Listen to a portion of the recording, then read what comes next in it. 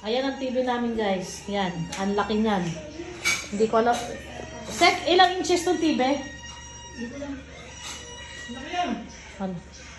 70 inches ba to? 75. Ha? Yan guys. Inabot ng baha yan. Ayan. Pinatuyo ko ng husto. Hindi ko alam. Gusto mo subukan? Isaksak? Buka natin muna. Paano buksan? Alikod, baka may laundry na maliit. Ayan guys, inabot ng baha yan.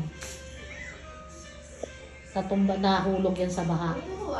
Itong Japanese painting ko guys, safe siya kasi mataas. Dito umabot ng ano eh. Dito umabot ang, dito pala ito. Yan. So ang painting nasa taas. Tignan niyo yung painting na yan. Famous Japanese painting ang painter ang nag-paint niyan. Hindi ko mabasa yung pangalan na yan, pangalan niya. Ito. Gusto na? Okay. Yan. Matagal na yan. Nabili ko yan sa isang thrift shop sa Quezon City. Kinuha ko siya. Ayan. Ang kortina, na grabing putik na kortina, hindi ko pa na ibabalik. Bukas maibabalik ko na yan. So naman, ito namang antique ko guys na lamp. Ayan. Bukas, anuin ko to. Lalabahan ko bukas yan. Pati ito, antique to na lamp. Binigay din sa akin. So ito guys, isang set ito. Ito, isang set to. 6-6. Wala na. 1, 2, 3, 4. Ay, 4, 5 na lang. Kulang ng isa. Ito naman. 1, 2. Ewan ko kung saan ang kasama niya.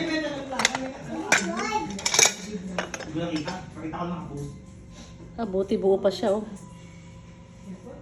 Buo pa, guys. Buo pa. Walang bungi. Ito ito. Ay, buo din. Akala ko may bungi. Ayan, buo sila. Ito lahat bukas. Ito. Ibabalik ko sila dito kasi dito naka-display yan Ito. Ayan. Pero ito hindi ko ginalaw. Kasi hindi ko alam kung bakit di sila nahulog ang gaan naman nung bumaha pero tumalikod lang to, nakatalikod. So ang manawag namin guys, hindi yan nabahaan kasi nasa taas siya. Marami akong mga collection, mga collector's items na mga display na wala na. Punong-puno to, itong display nito. Yan.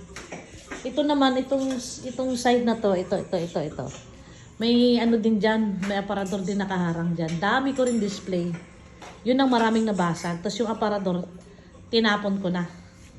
Kasi, hindi siya nabulok, nagkalasog-lasog lang siya. Ay, ito lang ang laman. Ito, storage namin to. Yan. Wala nang laman. Tinanggal ko na. Wala nang laman. At wala. At hindi baha. Hindi Dito rin namahay yung mga daga. Kaya tinanggal ko lahat ng naka-storage dito. Pati yung mga Christmas tree namin, mga Christmas balls dyan nakalagay. Kasi sa ilalim ng ilalim ng tagdanan. Ha? Ayan yung tubig. Saan? Ay, nakagilid. Masinipit yan.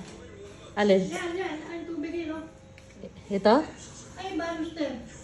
Di ba may bilog-bilog siya? Ay, putik yan. Ito. Okay, sa kabila. Akit ka pa.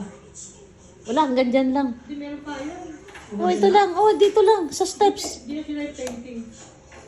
Oo nga Nabasa din tong painting na to Pero hindi ba mabagayan ilugin Dumadi din.